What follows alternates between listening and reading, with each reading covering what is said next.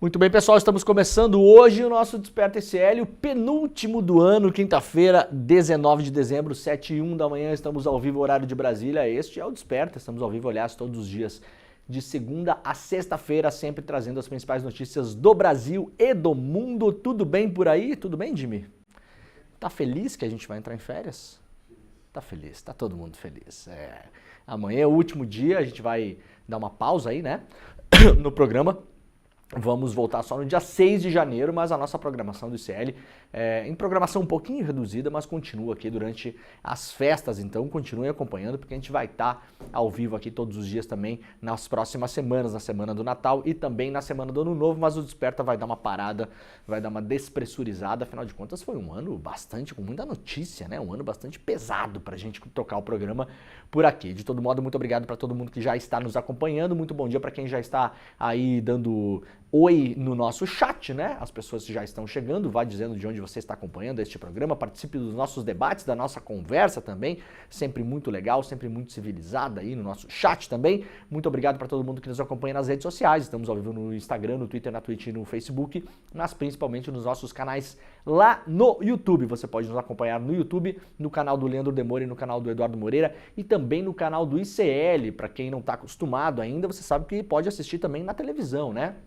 Aplicativo do YouTube nas Smart TVs, né, nas TVs inteligentes, o que me faz crer que as TVs de antigamente eram TVs burras, né, Jimmy? Então, se você tem uma TV, já que seja uma TV inteligente, você pode nos acompanhar pela televisão. Aliás, posta aí nas redes sociais e me marca lá no Instagram, que aí eu dou um repost lá, né, muita gente pela manhã faz fotinho, faz videozinho, acompanhando o programa na televisão de casa, enquanto prepara o café da manhã, enquanto está organizando a vida, enquanto o dia está começando. Se você quiser postar, posta lá no Instagram, marca o ICL, me marca lá também, né, leandro.demore. Aí depois, quando terminar o programa aqui, eu dou um repost para todo mundo lá, para a gente espalhar a palavra do ICL e também do Desperta ICL. Se você está chegando nos nossos canais do YouTube, pode assinar os canais, ativar o sininho, comentar no nosso chat também, mas principalmente, por gentileza, compartilhe este programa, clique no botão compartilhar, poste nas suas redes sociais e mande nos seus grupos também. Estamos ao vivo para quem quiser nos assistir sem gastar a sua mal funcionante e caríssima internet,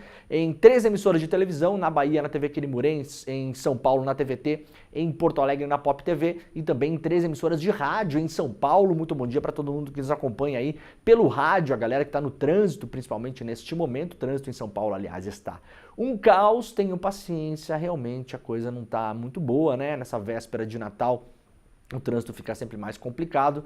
Calma, paciência, não se estresse, não adianta nada se estressar. Buzinar não vai fazer com que o trânsito ande mais tranquilamente, então vai na boa. Daqui a pouquinho chega o Natal, as pessoas tiram férias, acaba o período escolar, a coisa fica mais tranquila, aí até o Carnaval, até as aulas voltarem, vamos ter um período mais tranquilo aí, não só São Paulo, mas nas grandes cidades do país. O trânsito não está nada fácil, é normal nesse final de ano, sempre nos finais de ano fica um pouco mais complicado. Vai na boa, vai ouvindo o Desperta aí pela manhã, vai entendendo o que está acontecendo no Brasil e no mundo, as principais notícias também. Aliás, hoje temos uma notícia da troca de advogados do Braga Neto. O Braga Neto contratou um advogado que acredita em delações premiadas, hein? A gente vai falar sobre isso daqui a pouco. Tem advogados que não fazem delação premiada. Se você quiser contratar, tem vários criminalistas aí que já falam de cara, olha, eu não negocio delação, eu prefiro fazer a defesa do cliente, né? Tem advogado que não faz e tem advogado que acredita que delação é um modo legítimo de defesa e é inclinado a fazer delação. O novo advogado do Braga Neto é dessa linha, é dessa corrente. Será que teremos uma delação do Braga Neto? Será? Vamos ver o que vai acontecer, né? Daqui a pouco a gente traz isso aqui também.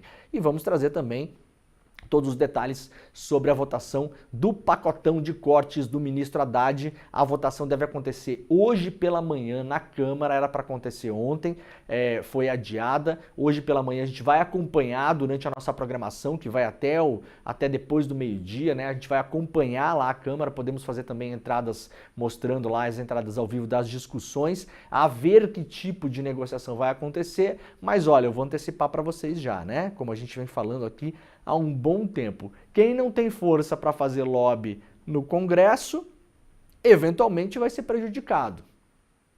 Quem tem força para fazer lobby no Congresso, a gente vai mostrar um vídeo hoje aqui, do presidente da Associação de Magistrados do Brasil, circulando pela Câmara, falando com os deputados e mostrando o texto que lhes interessa para que não percam as mamatas, os penduricalhos e os salários acima do teto constitucional. Então, as categorias, tá muita gente preocupada com o superendividamento do Brasil, o crescimento das despesas, né? Mas quando chega na hora de cada um cortar um pouquinho, os caras vão para lá e falam: não, olha só, o meu não, tá?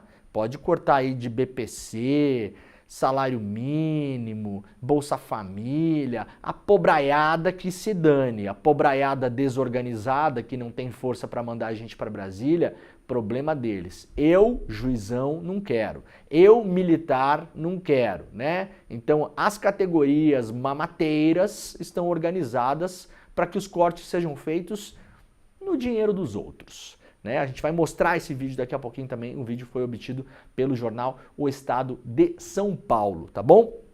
Então, muito bem. Gente, o que temos aí? Temos a nossa lojinha, né, Jimmy? Olha só, último dia para você comprar na nossa loja do ICL. A gente tem várias coisas novas lá, camisetas novas com frases do Frei Beto, camisetas clássicas que a gente já está vendendo lá há um bom tempo, com frases do Pepe Mujica, por exemplo. Tem a camiseta clássica do Pepe Mujica do seu Fusca, né? Temos a camiseta do Fusca Azul lá na loja do ICL. O endereço é souicl.com.br, souicl.com.br. Você pode chegar lá, tem caneca, tem camiseta, tem o bonezinho aquele com a estrelinha de Cuba, tem um monte de coisa muito legal lá para você dar de presente de aniversário, de Natal, de Ano Novo, ou só simplesmente presentear aquela pessoa que você gosta agora para as festas do final de ano. Claro, dá uma olhada se você for fazer a compra hoje para saber se vai chegar até o Natal, eventualmente já não dá mais tempo, mas se não chega no Natal, chega na semana entre Natal e Ano Novo, você pode presentear a pessoa depois também. Dá uma olhada lá em souicl.com.br, tem desconto, né, Jimmy? 15% de desconto para quem é aluno, para quem é membro do ICL em qualquer um dos nossos cursos, inclusive a galera lá do Empreendedor Mestre, tá bom? Então, empreendedor mestre, investidor mestre, a galera que é membro dos nossos cursos, que já tem a membresia do ICL, se você entrar lá com o seu login, com a sua senha, você vai ter um cupom de desconto de 15% para fazer as compras deste final de ano. Então, dá um pulo na nossa loja souicl.com.br, tem um monte de coisa nova lá e no ano que vem a gente vai lançar mais coisas legais ainda. As canecas clássicas do ICL, que muita gente pede, né? A gente fez uma promoção de 1 ano do Desperta esse ano aqui e muita gente entrou na promoção, principalmente para levar vários livros que a gente mandou para casa das pessoas esse ano. E as canecas, tinha uma caneca clássica do Desperta, tinha a caneca do Desperta também com uma caricatura que foi feita, que foi cedida gentilmente pelo querido Aroeira, né, um dos maiores gênios da caricatura, da história das caricaturas desse país, fez uma caricatura minha lá, muito engraçada, e a gente colocou na caneca. E aí então tem várias canecas, inclusive com frases lá, na loja do ICL, tá bom? souicl.com.br com desconto de 15% para quem já é membro. Se você ainda não é membro, faz o seguinte, primeiro você entra lá no icl.com.br, né?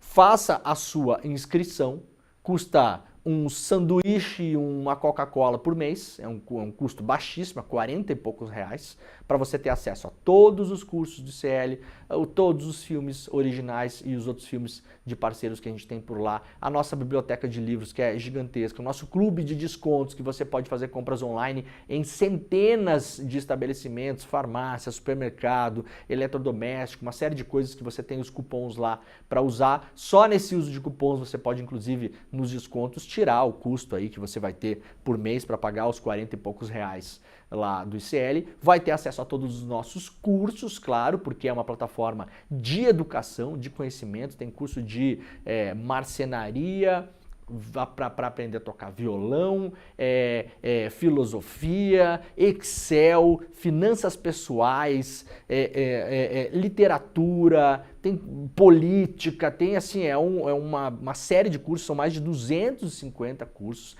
preparativo para fazer prova da OAB, para quem está fazendo faculdade de Direito vai ter que fazer a prova para conseguir a carteira profissional, para conseguir trabalhar, preparativo para o Enem, você pode fazer a sua inscrição lá para se preparar para fazer as provas do Enem, né? Então pode fazer uma inscrição e pode compartilhar tranquilamente a senha e o login com a família toda, né? Então pode ter uma pessoa lá que vai fazer um curso de Excel básico, outra pessoa vai fazer um curso de finanças para sua empresa, ou Excel avançado, inteligência artificial para aprender como programar alguns comandos de inteligência artificial para facilitar a sua vida no dia a dia. Tem uma série de coisas lá para o seu filho, para sua filha, para o seu sobrinho, para fazer a preparação, para fazer a prova do Enem, para fazer a prova da OAB, linhas de interesse vários aí, de história, de filosofia, de matemática, línguas, né? Tem inglês, tem espanhol, tem francês, tem italiano, tem português, tem mandarim, tem uma série de coisas lá para você fazer. Tudo isso no grande pacotão que você vai pagar 40 e poucos reais por mês. Tá? Aí faça isso. Se quiser pagar um pouco mais, vai pagar 20 reais a mais e vai ceder uma bolsa para quem não tem condições de estudar. Né? Para quem não sabe, nós temos uma parceria com várias entidades aí, Educafro, Instituto Maria da Penha, o Padre Júlio Lancelotti, tem tem várias entidades que são parceiras do ICL. Essas entidades, elas apontam para a gente as pessoas que gostariam de ter acesso aos cursos do ICL. Essas pessoas não têm condição de pagar pelos cursos, então se você se tornar membro solidário, que a gente chama, ao invés de pagar os seus 40 e poucos reais por mês, vai pagar 60 e poucos por mês, você vai ter acesso a tudo que tem dentro do ICL e ainda vai liberar, vai desbloquear uma bolsa, e essa bolsa vai ser direcionada para as entidades que vão direcionar, por sua vez, a bolsa para as pessoas que querem estudar, que querem mudar de vida, que querem olhar para uma outra direção, que querem ter uma perspectiva nova de futuro, mas não tem condição. Então é um gesto muito bonito. A gente tem mais de 20 mil bolsistas, pessoas que estão estudando graças à solidariedade, ao carinho das pessoas que podem pagar esses 20 reais a mais por mês. Então a minha dica é o seguinte: primeiro vai lá no icl.com.br, torne-se membro, se puder torne-se membro solidário, solidária, e depois na loja você vai ter esses 15% de desconto para compra de todos os produtos do ICL, tá bom? Icl.com.br é a loja, ou se você quer ser membro, antes disso, icl.com.br. Fechou? Então vamos lá, gente. Tem bastante coisa no programa de hoje. Parará, parará, parará. Vamos lá, então. Mais de 130 cidades passaram 9 meses em situação de seca desde o início da crise. A seca que afeta o Brasil já se arrasta por 18 meses, né? A estiagem começou em junho de 2023, não deu trégua e, segundo especialistas, ainda não há previsão de quando deve acabar. Isso se reflete em rios secos, comunidades isoladas e perdas bilionárias que marcaram o país em 2024. Isso está sendo muito pouco falado, ou quase nada falado, em relação também à tal da crise fiscal que a gente está vivendo. Muito da crise fiscal que a gente está vivendo, principalmente em relação à inflação, tem relação direta com a seca e com as mudanças climáticas. Quase ninguém quer fazer esse debate no Brasil, né? A gente tem o café, por exemplo, batendo uma marca histórica de preço, não deve melhorar muito. Isso tem uma relação direta com a falta de chuvas, porque choveu pouco em vários lugares do Brasil no ano passado e nesse ano. Portanto, os pés de café, para se proteger, geram menos frutos, o que levou o preço lá para cima. A gente teve o aumento de produtos como trigo, por exemplo, no começo depois de maio, depois das enchentes no Rio Grande do Sul. Chegou a estabilizar, sim, mas estourou. Você sabe, né? Quando estoura preço, depois volta, não volta nunca para o preço que era antes, volta sempre um pouco mais caro. Então isso aqui tem relação direta com os debates econômicos que a gente está tendo no Brasil. Quase nenhuma relação é feita durante esses debates. A gente não viu essa relação ser feita, né? Nos grandes pacotes que estão sendo votados aí para corte de gastos e não sei o quê, a gente deveria estar debatendo emergência climática também. Sobretudo, aliás, em muitos setores. Algo que não está sendo feito.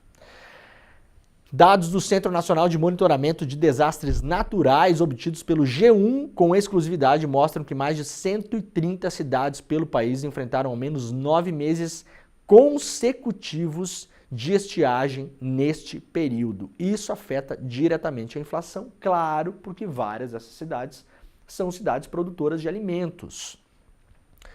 Os especialistas explicam que a intensidade da seca e os impactos têm a ver com o fenômeno da natureza, o El Niño, mas também com a ação humana, como as mudanças climáticas, o desmatamento e o uso ilegal do fogo, que cobriu o país de fumaça por meses.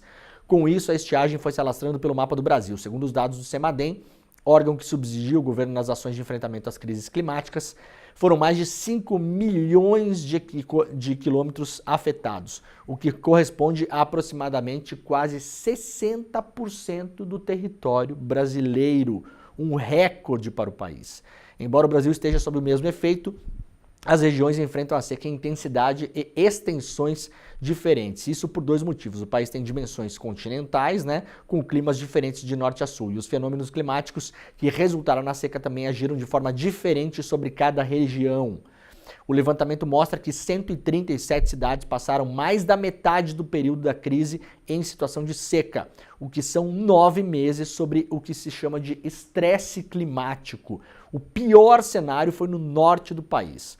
A cidade com o período mais longo de estiagem é Santa Isabel do Rio Negro, no Amazonas, que passou 14 meses em situação de seca. No norte do país, prejudica principalmente a economia pesqueira, o que faz com que o preço do peixe suba, o que acaba somando na inflação, tanto a medida quanto a percebida pelas pessoas no supermercado. Isso aqui tem uma relação direta com a inflação desse ano no Brasil, gente. Direta, esse debate é muito pouco feito. Eu não vi, aliás, a gente tem que fazer até uma meia-culpa aqui, até no ICL a gente falou pouco sobre isso. Até aqui, eu tenho trazido todas as manhãs, quem me acompanha aqui, o Desperta, vê isso, né? A gente sempre que pode aqui fala de emergência climática, tento fazer uma cobertura sempre muito extensa em relação a isso. Aliás, abro o programa quase sempre falando sobre isso, quando tem notícia, né? Mas a gente colocou pouca ênfase nessa questão climática em relação à economia, principalmente em relação à inflação. Esse debate foi muito pouco estressado, inclusive aqui no ICL esse ano, né? Os dados mostram que mais de 50% do país passou pelo menos 30 dias em situação de seca. Aqui a situação das cidades, em um mapa feito pelo G1, e mostra as que foram mais afetadas por mais tempo, né? Olha só. Temos principalmente a região norte do país, como a gente já citou aqui, ó. Essa região norte do país aqui. Aqui o centro-oeste também muito afetado. E aqui o chamado Oeste Paulista, né, que não é só São Paulo, mas o velho Oeste Paulista, né, que pega um pedaço de vários estados aqui, Paraná, Mato Grosso do Sul, Goiás, São Paulo, muito afetado também. Essa região aqui, essas regiões aqui, ó, que eu estou mostrando no mapa, principalmente as regiões que ficam aqui no Mato Grosso e nesse chamado Oeste, o velho Oeste Paulista, né, elas são muito afetadas porque tem a dinâmica dos assim chamados rios voadores. A gente já explicou várias vezes aqui, né? O vento, né? Há um esquema aqui de vento que acaba levando a chuva, né? Então o vento vem para cá, ele passa pela região amazônica e ele joga a chuva para cá, ó, nessa direção, faz esse caminho aqui. Isso aqui com a seca esse ano, porque a seca atingiu principalmente também o norte do Brasil, choveu menos, acumulou menos água aqui, então esses túneis de vento aqui, pelo contrário, ao invés de levar chuva para essas regiões, levaram a fumaça das queimadas. Foi um dos grandes problemas que a gente teve. A gente mostrou inclusive aqui no programa várias cidades de regiões onde não havia tantas queimadas assim. Um exemplo foi o sul do Brasil, oeste de Santa Catarina, sudoeste do Paraná, Planalto Médio aí do Rio Grande do Sul. Essas regiões são regiões que não tiveram tantas queimadas assim esse ano, mas a fumaça tomou conta dessas regiões. Eu mostrei, aliás, aqui até vídeos lá da casa da minha mãe, lá no oeste de Santa Catarina, né, mostrando a água da chuva que eu pedi para minha mãe coletar lá, e com uma camada preta assim embaixo no fundo do balde, que era basicamente a cinza, né? A cinza que a chuva acabou jogando para o solo e aí acabou se acumulando no solo essa cinza toda, né? Isso tudo foi trazido pelos rios voadores, que ao invés de trazer a chuva, trouxe a fumaça, tá? Então isso foi um grande problema no Brasil esse ano e, claro, afetou a produção agrícola do país para vários produtos, no curto, médio e a gente imagina até no longo prazo, no caso do café, essa crise deve perdurar, pelos próximos anos, não vai ser rápido para recuperar isso, o preço vai continuar caro e isso acaba batendo no consumidor lá no supermercado, né? O café a preços altíssimos, históricos, né? Esse ano.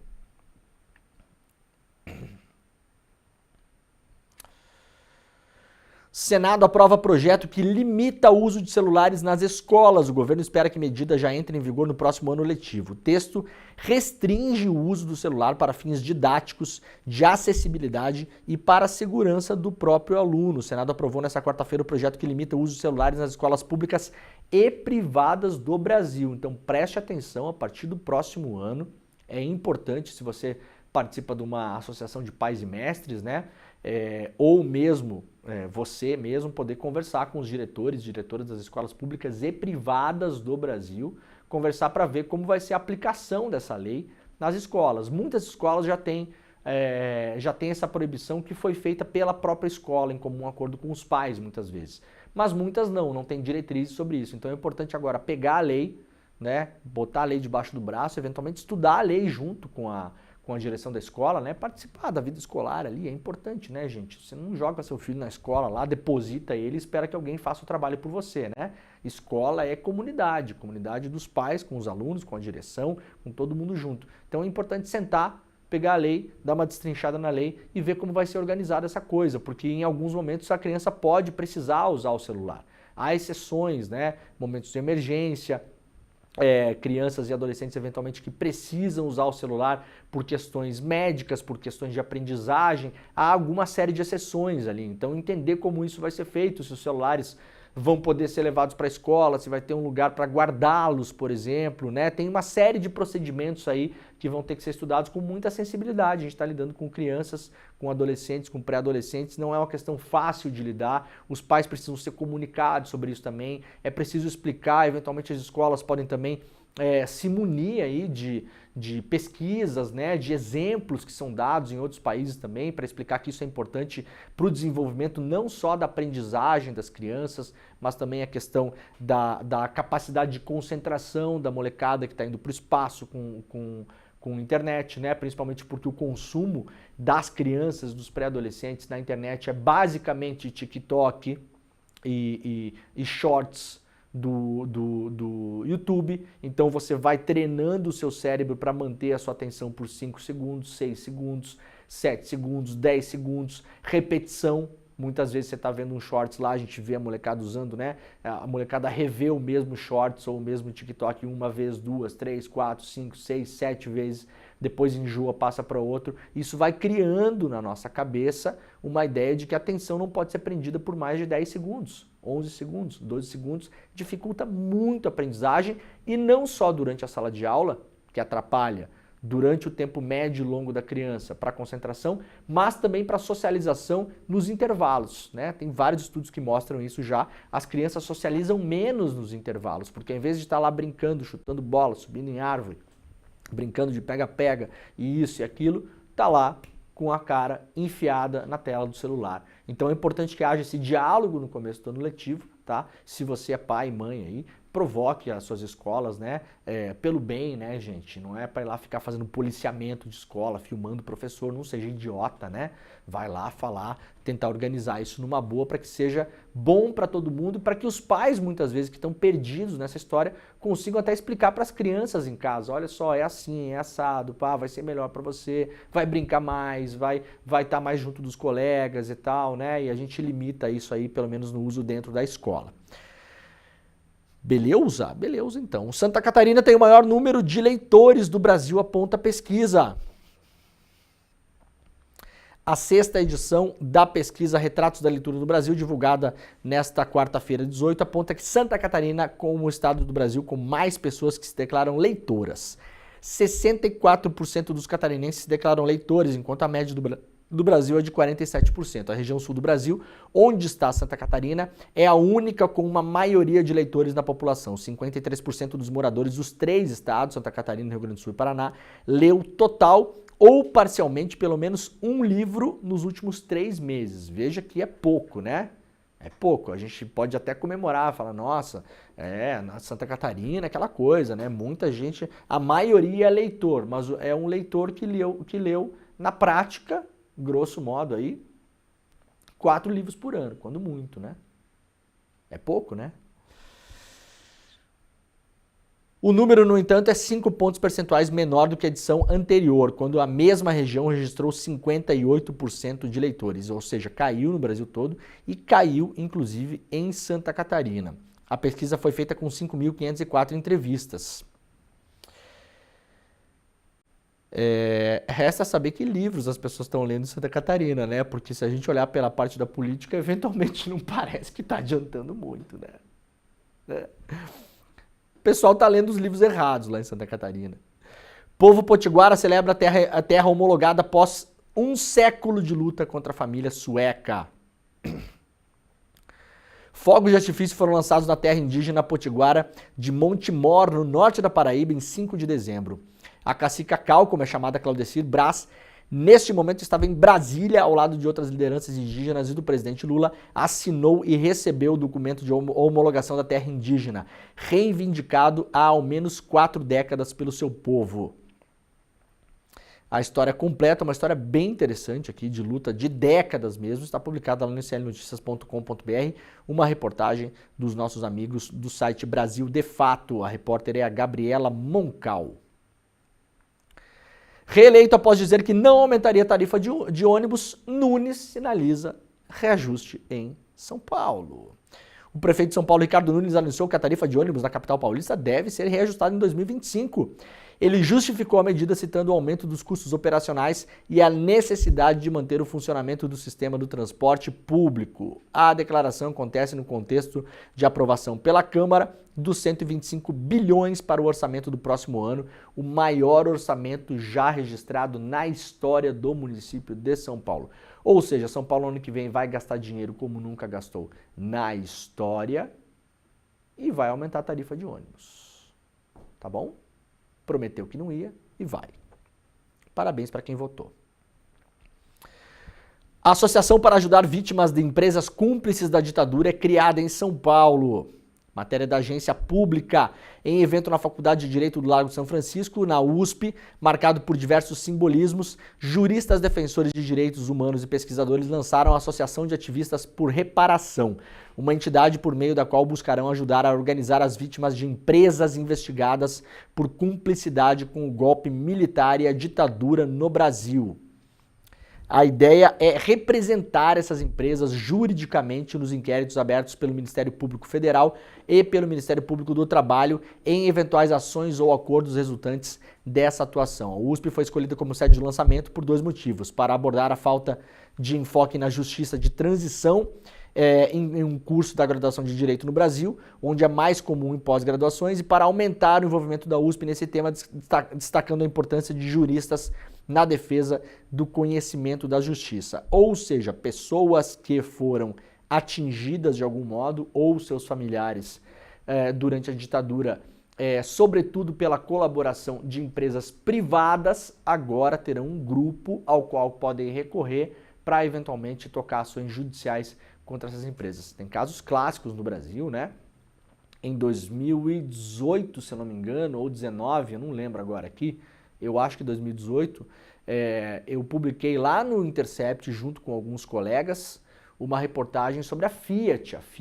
A Fiat, na época no Brasil, ela fez uma parceria com a ditadura militar e ela tinha mais de 140 espiões dentro da fábrica.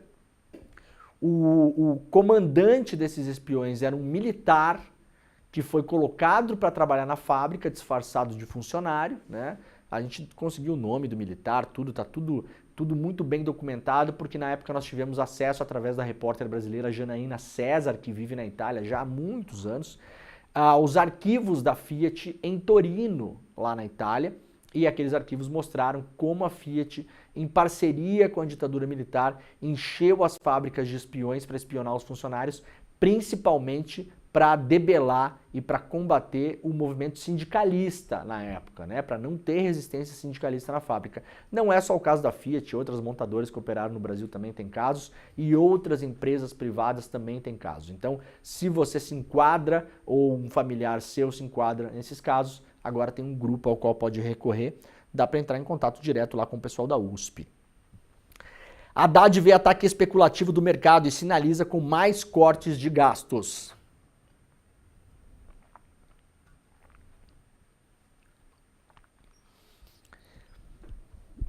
O ministro da Fazenda, Fernando Haddad, não descartou a possibilidade de o mercado financeiro estar promovendo um ataque especulativo. A declaração foi dada nesta quarta-feira, na saída dele do Ministério da Fazenda. Disse o Haddad, há contatos conosco falando em especulação, inclusive jornalistas respeitáveis falando nisso. Eu prefiro trabalhar com os fundamentos, disse o Haddad, mostrando a consistência do que nós estamos fazendo em proveito do arcabouço fiscal para estabilizar isso. Mas pode estar havendo um ataque especulativo. Não estou querendo fazer juízo sobre isso, porque a Fazenda trabalha com os fundamentos. E esses movimentos mais especulativos, eles são coibidos com a intervenção do Tesouro e do Banco Central.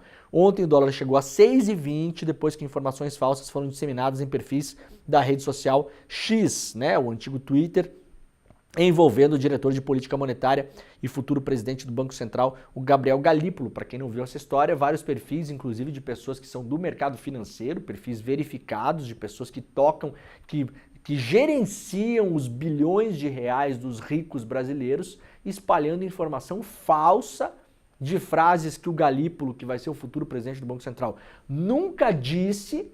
Informações essas que inflamaram mais ainda o mercado. A gente não sabe precisar, é impossível saber o quanto isso contribuiu para o chamado mau humor do mercado e para o recorde nominal histórico do dólar, tá? Mas isso rodou o Twitter de fato ontem, ontem, né? E é um dos casos apontados aí. Claro que não é só isso, né, gente? Nesses momentos não adianta buscar saída fácil também, tá? O Brasil não é só vítima de um ataque especulativo e o dólar não subiu só por causa do Twitter também, tá? Vamos calma lá. É complexa a situação, é complexa e ela é propositalmente complexa, porque ela é complexa inclusive na sua resolução. O que o assim chamado mercado espera, que são os ricos, tá, gente? Mercado rico. Mercado é quem tem dinheiro. Não é você, tá? Não é você. Mercado é a galera lá, o influenciador lá, que passou anos dizendo que comprar imóvel no Brasil não valia a pena, que acaba de comprar a casa do Neymar por 40 milhões de reais, tá? Mercado é o Campos Neto, que tem apartamento de 20 milhões de reais e fazenda de 15 milhões de reais e 50 milhões de reais fora do Brasil especulando em dólar, né? Campos Neto tá de orelha a orelha com esse dólar a 6,20. Imagina. Campos Neto entrou no dólar lá a 3 e pouco, 4 e pouco, 5 reais. Agora dólar 6,20. Tá de orelha a orelha, né? Tá soltando foguete o Roberto Campos Neto, tá? Esses são os ricos, tá, gente? Não é você. Não é você. Essa galera agora quer uma solução do governo. E o Haddad já sinalizou. Mais cortes vêm pela frente. Já tinha sinalizado lá atrás quando anunciou o pacotão. Lembram? Se precisar, a gente vai cortar mais. Eventualmente é o que vai acontecer. Não parece que o Brasil vai sair dessa enrascada sem anunciar um novo pacote de gastos. Em outras áreas. E a gente pode imaginar quais são as áreas que não têm força de lobby para fazer lobby em Brasília, como a gente vai mostrar os juízes daqui a pouco aqui. Os magistrados, que estão, aliás, muitos deles chantageando a sociedade civil brasileira, dizendo que se tiver corte na mamata, eles vão pedir aposentadoria em massa. Se é por falta de adeus, né? O concurso de juiz não é o que tem 500 candidatos por vaga? Olha, não vai faltar gente para entrar aí não, tá? Tá bom? Pode ir. Pode ir, vai com Deus. Vai para a advocacia, vai batalhar aí para tentar conseguir cliente, né? Diante da pressão dos abutres da Faria Lima, reporta aqui o islnoticias.com.br, a equipe econômica pode adotar no futuro novas medidas de cortes. Eu nunca falei que isso, o processo de corte de gastos, é um trabalho que se encerra, disse o Haddad. Não se encerra. Nós vamos acompanhá-lo, vamos fazer uma avaliação do que foi aprovado. Nós temos também a questão da desoneração da folha, que tem uma pendência no Supremo que nós vamos resolver. Em relação ao dólar, o ministro ainda disse que a economia brasileira atua com o chamado câmbio flutuante, com o dólar oscilando para cima e para baixo, de acordo com os movimentos do mercado. Ele disse acreditar que em um momento de pendência do pacote fiscal, sob análise da Câmara e do Senado, a moeda norte-americana terá essas oscilações. Disse o Haddad: eu acredito que o dólar vai se acomodar. Eu tenho conversado muito com as instituições financeiras. a previsão de inflação para o ano que vem, a previsão de câmbio para o ano que vem. Até aqui, nas conversas com as grandes instituições, as previsões são melhores do que o que os especuladores estão dizendo. Mas, enfim, o câmbio futuro, o Banco Central tem intervido. O Tesouro passou a atuar na recompra de títulos e eles vão continuar acompanhando até estabilizar, concluiu o ministro da Fazenda. 100 votos para aprovar a PEC, Câmara adia a discussão sobre ajuste para esta quinta-feira. A Câmara dos Deputados adiou a votação do texto base da proposta de emenda à Constituição do pacote de ajuste fiscal com alterações no abono salarial, o Fundeb, as regras para os supersalários. A votação deve acontecer hoje. A sinalização era de derrota para o governo. O presidente da Câmara, Arthur Lira, encerrou a sessão pouco antes da meia-noite, diante da dificuldade do governo em obter os votos necessários para a aprovação da PEC. Deputados testaram o quórum de votação. Durante a discussão da proposta, os parlamentares votaram um destaque de preferência para o parecer do relator, Moses Rodrigues, do União Brasil do Ceará. O destaque foi aprovado por 294 votos favoráveis e 172 contrários. O placar dá uma sinalização da dificuldade para o governo alcançar 308 votos. Prazo apertado pressiona o governo. O planejamento inicial era concluir a votação do pacote fiscal na Câmara na quarta-feira, para que o Senado pudesse analisar a proposta até sexta-feira. Depois os caras param de trabalhar e esquece, né, gente? É hoje, amanhã e acabou.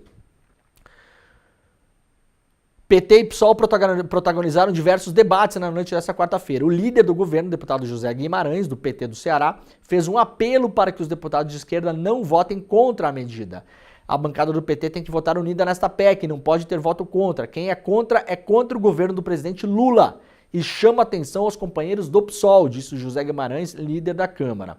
O relator diminuiu o repasse para o Fundeb de 2025. O deputado Moses Rodrigues reduziu de 20% para até 10% a complementação que a União pode repassar para o Fundo de Manutenção e Desenvolvimento da Educação Básica para criar e manter matrículas em tempo integral na educação pública.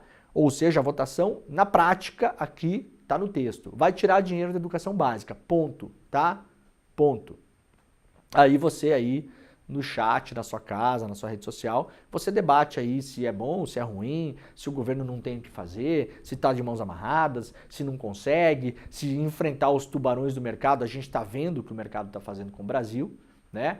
A gente está vendo o que o mercado está fazendo com o Brasil sem enfrentamento. Sem enfrentamento. O Haddad está se reunindo com um banqueiro, gente, toda semana, para tentar organizar, entender, fazer o que os caras querem, tentar salvar alguma coisa aí. Mesmo assim, a gente está vendo o que está acontecendo, né? Com esse dólar a 6,20, e isso vai refletir na inflação daqui a pouquinho. Inevitável. A partir de 2026, eu só quero falar isso porque muita gente depois vai lá, e eu tenho visto esse movimento, né? Muita gente vai para cima dos deputados do PSOL, né? Ai, porque vocês não sei o que, não sei o que. Olha, os deputados do PSOL têm o direito. Os deputados do PSOL não são da base aliada do governo para votar tudo que o governo quiser. Os deputados do PSOL têm o direito de falar: eu não vou votar um negócio que vai tirar 10% para o Fundeb. Antigamente a gente via toda a esquerda unida nessa pauta, hoje não se vê mais, né? E de novo, vai ter gente que vai argumentar que não tem o que fazer, que o governo está com a faca no pescoço, que está no corner, né? O assim chamado mercado, a Faria Lima, junto com a Câmara, isso aí é um jogo que eles estão fazendo juntos. Esse teste de votação ontem é uma farsa. É uma farsa. É um negócio para vender, criar dificuldades para vender facilidades. Então o Lira vai lá, ele faz um teste de votação e fala: olha, governo, tá apertado, hein? Viu? Tá apertado, não sei se vai dar. Vamos votar amanhã. Hoje não tá dando, a gente vota amanhã, né? Aí o governo tem que ceder mais, liberar mais emenda, alterar o projeto, aceitar os jabutis, cortar aqui, cortar lá, se submeter à pressão de militares, de juízes, né? Olhar para frente, começar eventualmente a discutir privatização de empresas públicas, tá? Isso tudo aqui é um teatro, gente. Esse teatro está sendo composto hoje por Faria Lima e Congresso. Super ricos e Arthur Lira representado como essa figura, né? Mas não é ele, né, gente? Ele é o representante. O Arthur Lira é o cara do cartório. É o cara que carimba os documentos só, tá? O governo está no meio disso. Aí a gente vai fazer a avaliação política se o governo deveria enfrentar, não deveria enfrentar, consegue enfrentar, não consegue enfrentar, poderia ter feito lá atrás, como eu falei aqui ao longo do ano passado, inteiro, um governo popular de fato, contando com a rua, que foi o que o Bolsonaro fez. Não nos esqueçamos. O Bolsonaro conseguiu ativar a sua base de rua, levar a gente para a rua, fazer pressão popular e com isso liberou arma, botou um monte de ministro maluco, né? Foi lá cumprindo as suas promessas de campanha, as piores possíveis na minha avaliação, mas foi lá cumprir as suas promessas de campanha. É Escola Sem Partido, é Olavo de Carvalho, é Weintraub, Ernesto Araújo, Damares, tudo isso, um governo ultra radical, dentro da proposta do Bolsonaro, que era o que a base eleitoral que votou nele esperava dele, e fez isso ativando a sua militância. Bolsonaro foi muito hábil em ativar a sua militância. Tinha lá a pressão popular. Com essa pressão popular conseguiu fazer muita coisa. Depois, com pandemia, botou o pé pelas mãos. A gestão da pandemia foi péssima, foi jogado no corner pela classe política, e aí a gente viu orçamento secreto, e aí o governo Bolsonaro acabou. Né? Aí o governo Bolsonaro acabou. Mas antes conseguiu fazer. O governo Lula teve essa chance, principalmente depois do 8 de janeiro, onde uma pauta consensual, conforme mostravam as pesquisas na época, consensual, de esquerda e direita no Brasil, que conseguiu vencer a polarização, que foi o 8 de janeiro. As pesquisas imediatamente depois do 8 de janeiro mostravam que a imensa maioria do povo brasileiro era contra aquilo que estava acontecendo em Brasília. Mesmo as pessoas de direita antipetistas que odeiam o Lula. Aquele era o momento para encampar um governo verdadeiramente popular. Dá para fazer? Bom, Gustavo Petro é um exemplo, está fazendo na Colômbia. O Brasil escolheu não fazer. Escolheu fazer um governo cartorial, burocrático, dentro da máquina. A gente está pagando preço hoje. Dá para peitar agora? Agora eu acho que já não dá mais. Agora parece evidente que não dá mais. Né? Agora está com a faca no pescoço mesmo. Agora é sentar e negociar mesmo. Aliás, já sentou, já negociou, já está negociando há um bom tempo. Só que com essa chantagem parece que nenhuma negociação é suficiente. Os caras vão empurrar até esmagar, até tirar todo o suco dessa laranja. O governo quer acabar com os penduricalhos, que aumentam os supersalários, né? Os auxílios, gratificações, que fazem a remuneração do funcionalismo público superar o teto constitucional. Do funcionalismo público, não. De 1% do funcionalismo público. Quando a gente usa essa frase aqui, parece que é o professorzinho lá do interior, né? Não é. Tá? Isso aqui é juiz e Ministério Público e meia dúzia. Só. O teto é 44 mil, mas os caras passam, né, desse valor facilmente, né? Bom, aqui no UOL tem uma matéria completa sobre isso, sobre BPC, sobre trava para bônus salarial, sobre a trava para aumento do salário mínimo, tem uma série de coisas aqui, e a chance maior é de passar as coisas que vão pegar no lombo do pobre, né? Congresso desonera armas e empurra benefício do saneamento para governadores. Os parlamentares avaliaram que o setor já havia sido beneficiado pela desoneração de investimentos, possibilidade de reequilíbrio de contratos e ampliação do cashback federal, né? Esse setor de armas. Também o setor de saneamento. Então empurraram o saneamento, que era para ter desoneração lá na reforma tributária, era para ter menos imposto, empurraram para os estados, e armamento passou de boa. Né? Então, armas e munições, que era para ser um setor super taxado, acabou sendo beneficiado lá pela Câmara. Líder do governo ajuda a blindar emendas e reduz pacote de Haddad. O líder do governo, o deputado José Guimarães, apresentou uma emenda que blinda as emendas parlamentares de cortes. Aqui é a negociação. Ó. Aqui está o governo lá com a faca no pescoço, negociando emenda para a Câmara. Tá? Está acontecendo.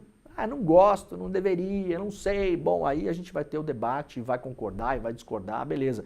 O governo já, estou falando sobre isso aqui há algumas semanas, o governo Lula está usando inclusive a Advocacia Geral da União para tentar provocar o Supremo para o Flávio Dino mudar as regras para facilitar a derrama de emendas da Câmara. Eles emenda Pix, emenda isso, emenda aquilo, que acaba sendo desviado no meio do caminho. É o maior escândalo de corrupção do Brasil, não tenham dúvida, só não apareceu ainda. Tá? Para quem é viúva da Lava Jato aí vai ficar horrorizado. Mas assim, não pensa nem... Assim, a Lava Jato vai ser brincadeira de criança perto da quantidade de escândalo de corrupção dessa farra de emendas que a gente viu no Brasil. E o governo, nesse momento, ele está tentando atuar junto aos parlamentares para deixar as regras de emendas mais frouxas. Não é mole não, né? Relator da PEC afrouxa comando para limitar supersalários na administração pública. O governo Lula sofreu um revés na tentativa de impor um comando mais forte para extinguir brechas que permitam supersalários. A medida havia sido incluída no pacote de contenção de gastos pelo Haddad, ou seja, o Haddad queria acabar com esse negócio de supersalários, ou limitar bastante. A PEC enviada pelo governo previa que uma lei complementar tratasse das verbas que podem ficar de fora do teto remuneratório, que hoje é 44 mil mensais na esfera pública federal. O relator do texto na Câmara, deputado Moses Rodrigues, enfraqueceu o dispositivo e manteve brechas para turbinar as remunerações. Isso também porque os juízes estão lá, gente, fazendo lobby. Olha só o que trouxe o Estadão hoje aqui, tá? E é na cara dura mesmo. É na cara dura. A pessoa que depende de BPC não tem entidade de classe, não tem sindicato, não tem quem as represente. A gente não tem lá em Brasília, desfilando de terno, lobista para proteger salário mínimo. A gente não tem em Brasília, desfilando de terno, lobista para proteger benefício de pessoa que não tem o mínimo para comer. Agora a gente tem em Brasília, como a gente vai ver nesse vídeo que o Estadão publicou ontem, lobista de juiz, falando ali durante a votação, durante a discussão da votação. O cara passeando lá, falando, não, esse texto aqui nos interessa, esse aqui interessa pra gente, isso aqui não mexe, isso aqui não. O que acontece nesse 1% aí do funcionalismo público? Porque o 99% lá se ferra, gente. O cara que tá lá no balcão do INSS, o professor, essa galera aí, velho, né? A enfermagem, galera que trabalha em hospital federal, as autarquias públicas federais no geral, não é essa gente, não é essa galera. Tá lá o juiz defendendo na prática que o teto de 44 mil, que é o salário, pode ser complementado com os chamados penduricalhos. Pode. É auxílio isso, auxílio aquilo, é o retroativo disso, o retroativo daquilo. O Barroso acaba de liberar aí bilhão de retroativo, presidente do Supremo Tribunal Federal, para juízes. Foi lá, deu uma canetada. Tá nem aí. Tá nem aí. Libera. Não vou debater isso. Não é culpa nossa, disse o Barroso semana passada. O déficit não é culpa nossa, não. Aqui a gente não vai cortar. E assim, de não é culpa nossa e não é culpa nossa, não é culpa de ninguém, né? Porque não é culpa dos magistrados.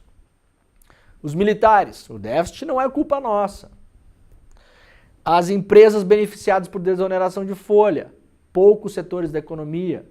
Já há estudos muito concretos mostrando que não adiantou porcaria nenhuma, não gerou mais emprego, não aumentou o salário de ninguém. O lucro só foi para o bolso do cara que já é super rico. Não é culpa nossa. Ah, é culpa de quem então? Então é culpa da vovozinha que recebe o BPC. É culpa do coitado lá que não vai ter o salário aumentado. Né? É culpa do estudante que em vez de ter 20% de financiamento para bolsa e para ensino integral na educação básica vai ter 10%. Porque é a galera que não consegue se organizar para estar fazendo o que esses caras estão fazendo em Brasília.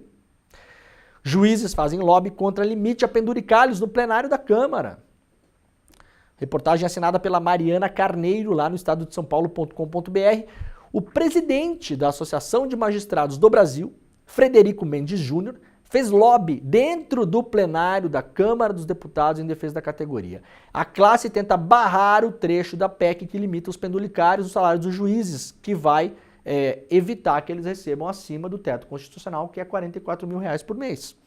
O combate aos chamados supersalários é uma das medidas que o governo Lula tentou impor nessa PEC, né, através do Haddad. Então vamos deixar bem claro que o Haddad mandou o texto falando, ó, isso aqui tem que acabar.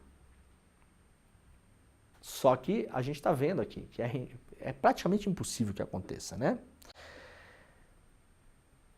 O Estadão filmou o Mendes Júnior em uma conversa com os deputados Antônio Carlos Rodrigues, do PL do Bolsonaro, de São Paulo, e Fernando Jacobo, do PL do Paraná, propondo modificações que, nas palavras do juiz, nos interessam.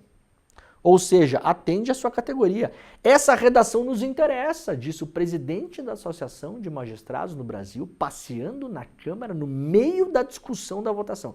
Não tinha representante lá do MST, do MTST, de agricultores pequenos familiares, da agricultura familiar organizada, do pessoal que recebe BPC, da galera pobre, não tinha lobista de nenhuma dessa galera lá. De estudante do Fundeb, de bolsista de Universidade Federal, não tinha.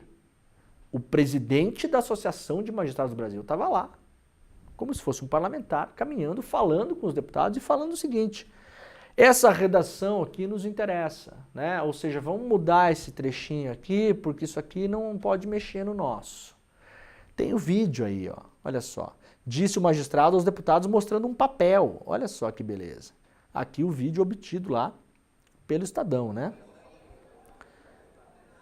Tá sem, vou deixar sem áudio, tá? Mas tá aí, ó, conversando com os caras, com os deputados, né? Com o seu terninho, gravatinha, com o assessor do lado, os deputados aqui, 2 deputados, vou lembrar de novo, tá? Olha só, como é que o pessoal do Bolsonaro fala? Ditadura do judiciário, é isso? A mamata dos juízes? Olha só, os deputados que estão negociando com a Associação dos Magistrados do Brasil aqui são do partido do Bolsonaro, tá? Só para avisar vocês. Os deputados que estão ouvindo o lobby aqui, ó, mostrando o papelzinho aqui, ó, né? Isso aqui, para quem não sabe, gente, em Brasília funciona assim. Essas entidades que têm grana e têm lobby para fazer, elas chegam com a redação dos artigos das novas leis prontas. Prontas. Isso cansou de acontecer. Isso aconteceu na reforma trabalhista. A reforma trabalhista que foi aprovada tem vários trechos inteiros que foram escritos dentro de escritórios de advocacia. Isso comprovado documentalmente, tá? Então os caras chegam lá, por exemplo, aqui, ó, ele chega lá, os caras estudam a lei, olha ali, ó, mostrando os papeluchos aqui, ó. Os caras estudam a proposta de emenda constitucional, veem a parte que interessa para eles e propõem uma nova redação. O cara chega lá com o texto pronto, entrega pro deputado, o deputado não precisa nem pensar, tá? Nem precisa pensar. Fica tranquilo. Ó, pega esse trecho aqui, a gente reescreveu aqui. Substitui esse por esse aqui, tá? Para não ficar tão feio, não é tão assintoso, os caras criam brechas legais, não vai deixar claro lá que é um libera geral. Os caras vão lá e criam brechas legais. Não pode mais, né? Olha, acima do teto. O penduricalho não pode mais, né? Assim, não pode um magistrado receber acima do teto. Mas, dime se for um mamífero bípede com o polegar opositor, pode, né? É uma brecha, né? Olha, não pode receber mais do que o teto. Mas se você for um mamífero bípede e tem o polegar opositor, né, o dedo opositor, o polegar, aí você pode. Ah, uma brecha, né? Então todos podem, basicamente. Tá aí, ó. Tá aí, filmado, flagrado pelo Estadão, né? À luz do dia. À luz do dia lá fazendo o seu lobby. Abordado pela reportagem para comentar quais modificações estavam propondo aos deputados, Mendes Júnior foi interrompido por assessores que evitaram que ele falasse. Procurado formalmente por meio da assessoria, a Associação de Magistrados do Brasil não respondeu. A associação avalia que a PEC proposta pelo governo para limitar os supersalários fará com que juízes que têm condições de se aposentar deixem a carreira, ou implicaria duplo custo ao governo, o pagamento das aposentadorias e o pagamento de salários de novos juízes. Essa é a ameaça. Se vocês passarem isso, vai ter um movimento de aposentadoria em massa no Brasil. E aí vocês vão ter que pagar o salário dos juízes que entram por concurso para substituir os aposentados e vão ter que continuar pagando o salário dos que se aposentam, lembrando que os caras se aposentam com salário integral, né?